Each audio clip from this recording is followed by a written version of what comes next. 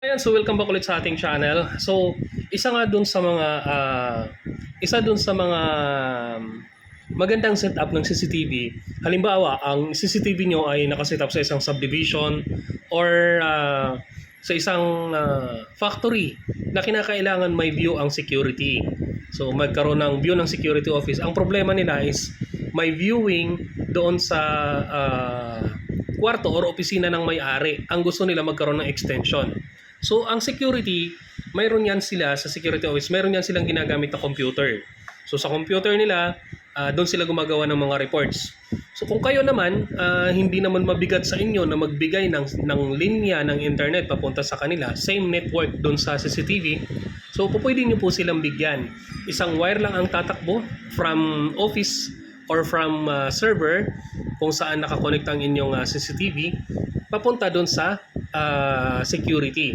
So, yes, mas maganda kasi kung yung mga security natin na nagbabantay sa inyong mga establishments ay may access doon sa CCTV. Hindi yung ginagamit lang ang CCTV para silipan yung mga naka-duty na security.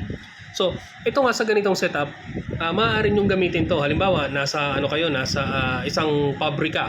Tapos ang inyong security na naka-duty ay nandun sa gate. So isa sa nila para ma-monitor is ganito. Ito yung ginawa kong application dito. May CCTV ako na naka-set up doon sa baba. So ayan, wala yan dito. Ito ay isang opisina. May dual monitor siya. Ito yung kanyang ginagamit kapag magagawa siya ng reports. Yan, isang opisina ito. Wala dito yung setup ng CCTV. Ang setup ng CCTV nandun sa baba, nasa server. Ang recorder ay nagkalat.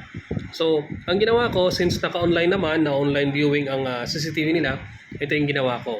Nag-install ako ng application na design para doon sa CCTV, sa brand. So, ito yon yung Smart PSS. So, dito, maaaring gumagawa ka ng report dito, tapos dito sa kabila, andito yung CCTV viewing. So, ayan, ganito. Oh. Pag binuksan mo yung application, ganyan yung lalabas. Tapos, maaari kang magawa ng report dito habang buhay yung CCTV. So, ayan. Ganyan yung lalabas sa application. Tapos, live view. Pwede nating i-view yan. So, ayan.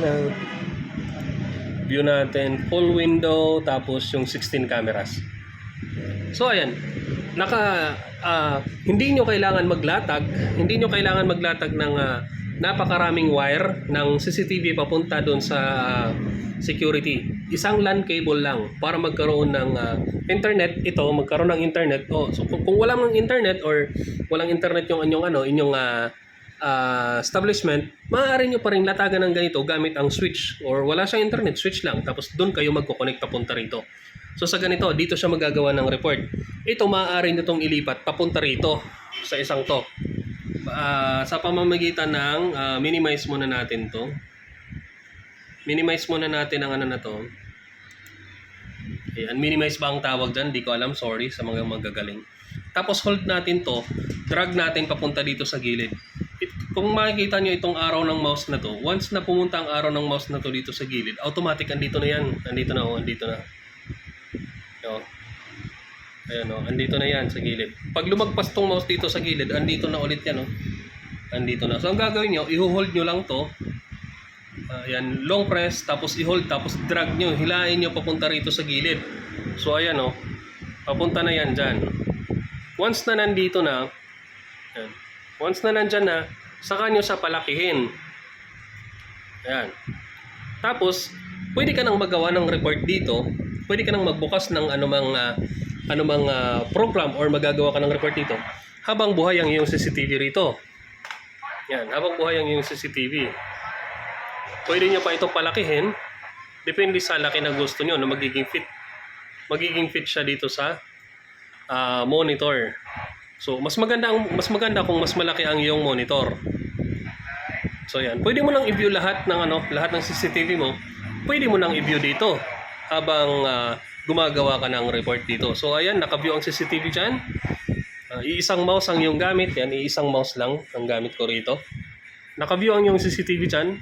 Tapos, ang mouse, pag dinala mo dito ang mouse sa gilid, yan, pag dinala mo dito sa gilid yung mouse, andito na.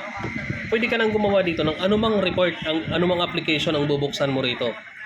So, let's say magbubukas ka ng this PC.